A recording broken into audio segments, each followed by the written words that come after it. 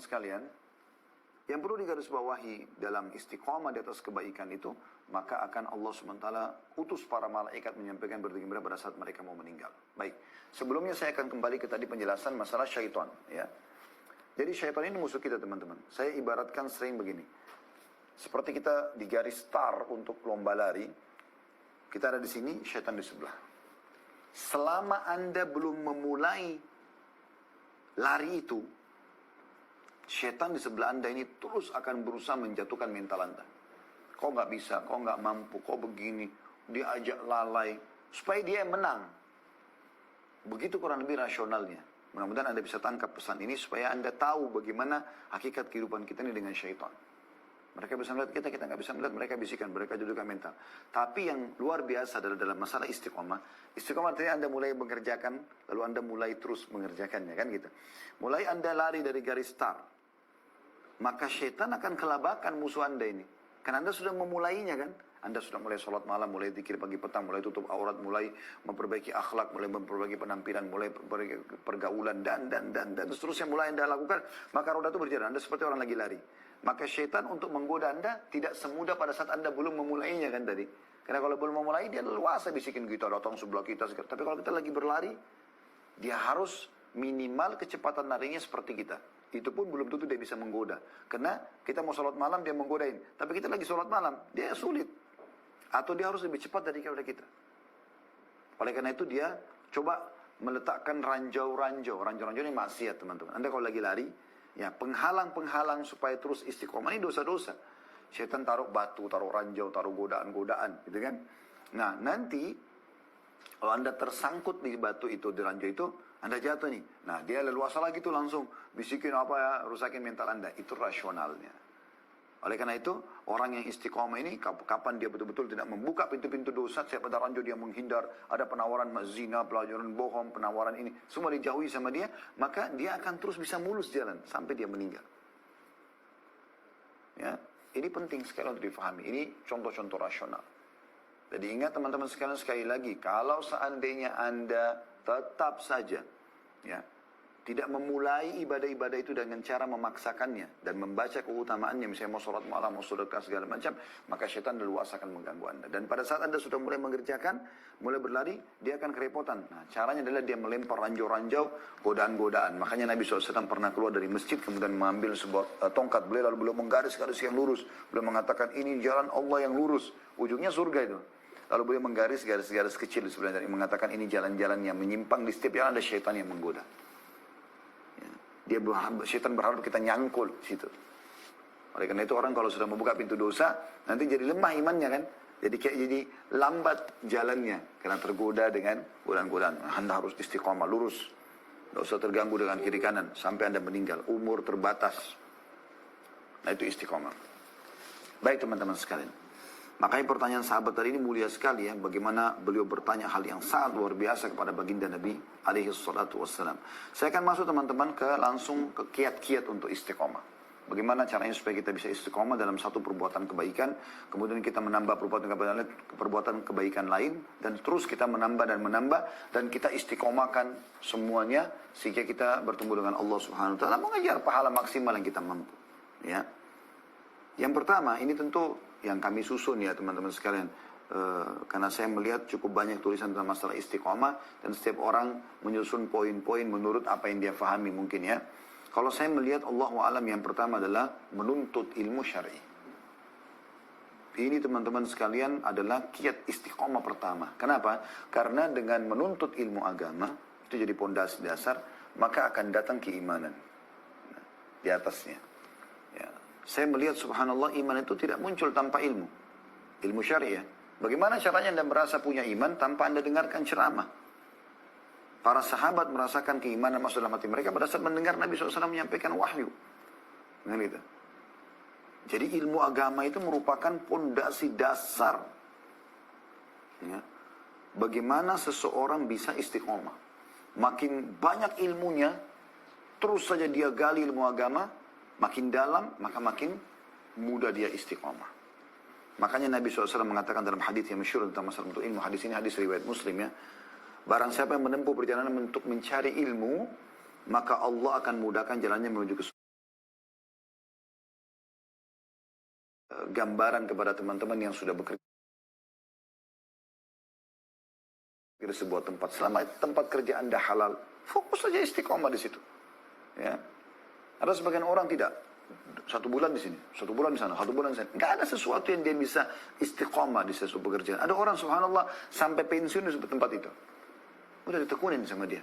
Gitu kan. Kecuali memang Anda mendapatkan ada yang lebih baik daripada itu, mungkin lain. Saya berbicara bukan masalah itu ya. Kalau Anda mendapatkan sebuah lembaga lebih baik, gajinya, waktu kerjanya, jangkauan jaraknya, nggak ada masalah. Atau Anda punya masalah di tempat pekerjaan sekarang karena jauh dari agama, nggak bisa sholat segala macam, nggak bisa tutup aurat, itu berbeda. Tapi kan permasalahannya bukan itu. Yang saya bilang ini ada memang sebagian orang begitu. Dia cuma masuk coba-coba di sini, coba-coba di sana, coba-coba di sini, coba masuk sekolah ini, pindah sekolah sana, pindah sekolah. Begitu-begitu. Ini semua nggak benar. Membuat orang ini jadi tidak punya arah dalam hidupnya. Berarti kita butuh sebuah komitmen arah. Ya, Anda harus komitmen dengan itu. Saya begitu buka restoran, udah saya komitmen. Coba kita perhatikan apa ini. Coba kembangkan, coba kita istiqomah sampai berjalan dengan suka dukanya. Kadang-kadang ada rugi, kadang-kadang ada untung. Oke, kita jadikan pelajaran. Alhamdulillah berjalan. Kita buka travel, ini haji umrah, ada suka dukanya. Oke, kita berjalan. Kita coba berikan yang terbaik, ikhlaskan niat. Alhamdulillah semuanya berjalan dengan baik. Kan gitu. Nah, baik teman-teman sekalian. Menuntut ilmu agama ini, itu bukan sebuah pilihan. Tapi sebuah kewajiban. Makanya kata Nabi SAW dalam hadis sahih, talabul ilm faridatun ala kulli muslim. Menuntut ilmu agama itu adalah kewajiban bagi setiap muslim, laki-laki dan perempuan. Bukan pilihan. Kalau Anda jadi dokter, jadi insinyur, apalah jurusan-jurusan selain agama itu sunnah. Tambahan, orang bisa meniat untuk mendapatkan ilmu, memberikan manfaat kepada umat Islam. Tapi kalau menuntut ilmu agama itu kewajiban. Bukan pilihan. Anda wajib tahu sholat, wajib tahu puasa, rukun Islam, rukun iman. Wajib Anda tahu. Itu yang akan menyelamatkan dari dunia dan di akhirat. Itu yang akan ditanyakan juga pada mahkamah Allah SWT pada hari kiamat. Sholatmu bagaimana, puasamu bagaimana, ibadahmu. Maka bukan pilihan. Memasukkan anak ke sekolah Islam, ke pesantren, bukan pilihan. Wajib kita belajarkan agama kepada mereka. Sebagaimana kita juga wajib belajar. Ya. Teman-teman sekalian, orang menuntut ilmu ini banyak sekali manfaat yang dia dapatkan. Banyak sekali yang didapatkan oleh orang menuntut ilmu. Ya. Di antaranya adalah, kalau dia terus belajar menuntut ilmu itu teman-teman sekalian, dia bisa mencapai tingkat derajat para alim. Suatu waktu dia akan terus belajar seperti saya sama Anda sedang belajar terus. Nanti kita sampai pada tingkat menjadi sosok alim. Kita berharap satu waktu Allah SWT berikan kita itu. Sehingga kita bisa menyampaikan atau leluasa memfatwakan ilmu agama ini kepada para muslimin. Ya. Sebagaimana Allah telah berikan kepada sebagian orang dari umat, dari hambanya. Dan kata Nabi SAW, al-ulama warhatul anbiya. Sesungguhnya para ulama pewarisnya para nabi. Kalau kita tidak bisa ketemu sama nabi, maka ketemu dengan ulama ini satu hal yang luar biasa. Ini punya keutamaan tersendiri. Ya. Makanya kata Nabi SAW dalam hadis riwayat Bukhari Muslim, man yuridillahu bihi khairan yufaqihu fid din. Siapa yang Allah inginkan kebaikan baginya, maka Allah akan fahamkan dia terhadap agama. Sehingga menjadi seorang alim, dia bisa belajar. Ya. Ini keutamaan yang pertama. Bagaimana mereka pewaris para nabi. Dan Allah berikan kebaikan pada mereka. Kalau ada bapak ibu yang belajar agama, kayak insya Allah kita termasuk sekarang. Salah satu sub bahasan agama istiqomah ini kita bahas. Ini berarti Allah inginkan kebaikan buat kita. Buat saya dan buat bapak ibu sekalian yang mendengarkan ceramah ini. Karena berarti Allah mau kita sedang memahami sebuah tema namanya istiqomah. Dan itu.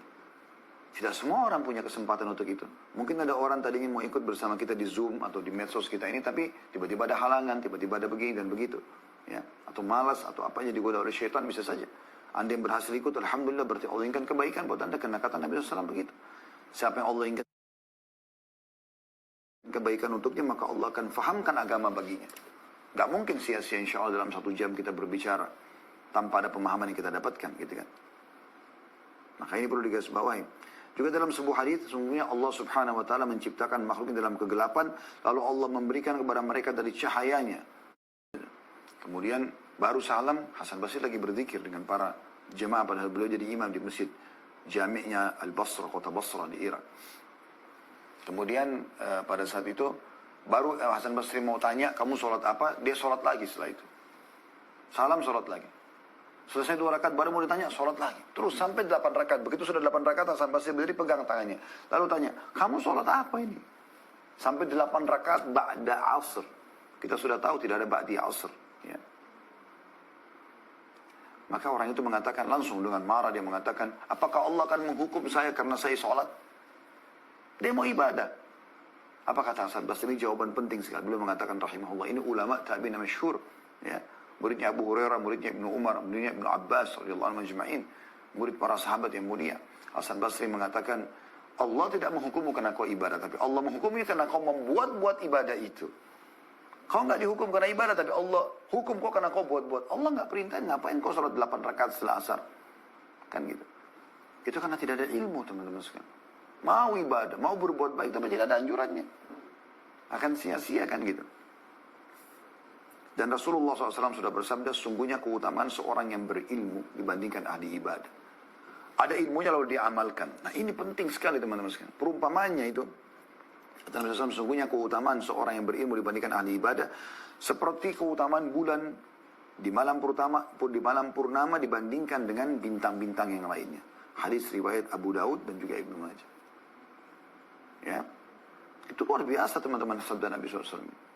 Anda bisa lihat bulan yang sangat terang, bagaimana bintang-bintang di belakangnya kecil sekali, walaupun bintang itu bukan lebih besar daripada bulan, tapi kita bicara masalah kelihatannya tidak oleh mata. Jadi seorang alim itu seperti bulan yang besar cahayanya, dan ini bintang-bintang adalah orang yang suka ibadah tapi tidak punya panduannya. Mungkin ada yang benar, ada yang salah. Juga kata Nabi SAW, perumpamaan orang yang berilmu dan perumpamanya seperti aku dengan orang yang paling bodoh di antara kalian. Luar biasa Nabi SAW merumpamakan seorang alim seperti kedudukan beliau dibandingkan orang yang paling bodoh di antara kita. Oleh karena itu keutamanya sangat besar, belajar. Kemudian juga yang ketiga adalah terhindar dari, orang penuntut ilmu terhindar dari fitnah, dari laknat Allah Subhanahu wa taala. Selamat dari mara bahaya. Karena dengan ilmu mereka tahu apa yang harus mereka lakukan. Ingat ya teman-teman, ilmu agama ini lebih kita butuhkan daripada makanan pada saat kita lapar, minum pada saat kita haus, tempat tidur pada saat kita capek. Bahkan obat pada saat kita sedang sakit. Karena nanti ilmu agama yang memandu kita mana makanan, mana minuman, mana tempat tidur, mana obat yang boleh dan tidak boleh. Disebutkan dalam hadis di keutamaan yang ketiga ini, masalah menuntut ilmu adalah selamatkan dari fitnah dan laknat. Hadis yang sahih riwayatkan Tirmidzi dan Ibnu Majah dan dihasankan dalam Sahihul Jami' oleh Syekh Albani rahimahumullah semuanya. Sabda Nabi SAW, sungguhnya dunia ini terlaknat segala isinya kecuali zikir kepada Allah dan amalan-amalan ketaatan ibadah. Demikian pula seseorang alim, ya, atau yang belajar. Ini keutamaan penuntut ilmu. Jadi kita luangkan waktu sebanyak apapun teman-teman dalam seharian kita mengajar ataupun kita belajar, semua itu masuk, ya, menghindarkan kita dari laknat Allah Subhanahu wa taala. Karena orang akan belajar tentang hukum halal haramnya Allah. Ya, ini penting sekali, ya, kita bisa lakukan.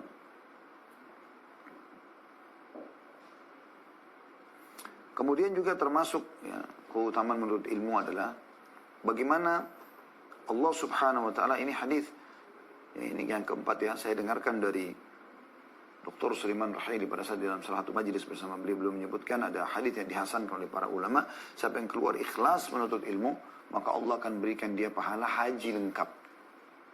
Dapatkan pahala haji. Sekali aja ada keluar untuk majelis ilmu. Mudah-mudahan dengan masa pandemi seperti ini kita tidak bisa langsung bertemu dalam majelis, diniatkan insya Allah dapat pahala itu. Jika keutamaan yang kelima, dia seperti berjihad di jalan Allah. Kata Nabi SAW, siapa yang keluar menuntut ilmu, maka dia di jalan Allah. Seperti jihad pahalanya. Keutamaan yang keenam, mereka dilindungi oleh para malaikat. Sebagaimana hadis Nabi SAW. Ya. Sesungguhnya para malaikat menebahkan sayapnya melindungi para menuntut ilmu itu karena ridho terhadap apa yang mereka lakukan. Itu yang keenam atau yang ketujuh. Yang ketujuh sekarang, ya, sesungguhnya seluruh makhluknya Allah memohon ampun untuknya.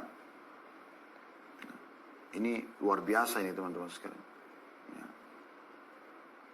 Sebagaimana dalam hadis yang sahih disebutkan bahwasanya segala sesuatu di langit ataupun di bumi, bahkan ikan-ikan yang ada di lautan memohon ampun untuk seorang pengajar kebaikan yang belajar agama kemudian mengajarkannya. Itu kan luar biasa gitu, ya, luar biasa karena memang ini hal yang sangat nyata di depan mata kita. Allah Subhanahu wa taala mengampunkan atau mengutus, ya, atau memerintahkan seluruh makhluk untuk memohon ampun untuknya, maka dosa-dosanya dimaafkan. Dan ini karunia apa yang kita ingin lebih daripada ini? Ini luar biasa, ya. Keutamaan yang sangat banyak. Tentu keutamaan menuntut ilmu banyak sekali teman-teman sekalian, ya. Yang tidak kalah pentingnya adalah yang ke-8 kalau kita bilang, Allah menginginkan derajatnya di dunia pun di akhirat. Allah SWT menyebutkan dalam surah Al-Mujadilah ayat 11 yang masyhur, ya, yarfa'illahu alladhina amanu minkum walladhina utul ilma darajat. Al-Mujadilah ayat 11. Allah mengangkat orang-orang beriman derajatnya dan menuntut ilmu di antara kalian beberapa derajat, dan Allah mengetahui apa yang kamu kerjakan. Ya, pernah Abu Yusuf rahimahullah, murid Abu Hanifah, dipanggil oleh seorang khalifah di zamannya. Kemudian dia dikasih makan. Makanan ini kebetulan makanan yang cukup mahal. Saya subhanallah terlupa sekarang namanya. Tapi makanan ini ada campuran madu, kemudian za'afaran, kacang, semua jenis-jenis kacang-kacangan pilihan. Ini yang makan cuma orang-orang kaya pada saat itu. Subhanallah, saya lupa namanya. Baluj atau apa gitu dalam riwayat. Tapi oke lah, kita lupakan namanya saja. Saya takut khawatir salah. Tapi kisah ini sahih, benar gitu. Abu Yusuf pun duduk. Begitu dia dipanggil oleh khalifah lalu duduk, dia lihat makanan tersebut lalu dipersilakan makan. Tiba-tiba dia tertawa. Maka khalifah mengatakan, kenapa anda tertawa? Dia mengatakan, saya mengingat guru saya Abu Hanifah rahimahullah. Pada saat awal-awal saya menuntut ilmu, dia mengatakan, wahai Abu Yusuf, demi Allah kalau seandainya kau terus menuntut agama ini, terus, maka kau akan memakan makanan itu, ya. Maka dia pun tertawa mengatakan, subhanallah, sekarang saya menuntut ilmu dan akhirnya ilmunya dibutuhkan, ya. Sampai khalifah pun memanggilnya untuk makan bersama-sama. Itu luar biasa. Jadi memang nyata, ya, bagaimana saya melihat depan mata para penuntut ilmu yang ikhlas kepada Allah Subhanahu wa taala, ya, itu untuk diberikan oleh Allah Subhanahu wa taala kemudahan-kemudahan dalam urusan mereka, dunianya, akhiratnya, ya, dan seterusnya. Kemudian teman-teman, ini tentu keutamaan banyak sekali, karena waktu saya nggak bisa jelaskan semuanya tentang masalah keutamaan menuntut ilmu. Anda bisa kembali, insya Allah cukup banyak ceramah kami ada di serial Sahabat, ya. Cari di playlist YouTube itu akan ada serial Sahabat banyak sekali, ya. Pada saat kami membahas tentang Abu Hurairah, Abdullah bin Abbas, Abdullah bin Umar radhiyallahu anhum majma'in. Ini banyak sekali yang kita sebutkan tentang keutamaan menuntut ilmu, dan tidak asing, banyak artikel menulis masalah itu di Google, insya Allah.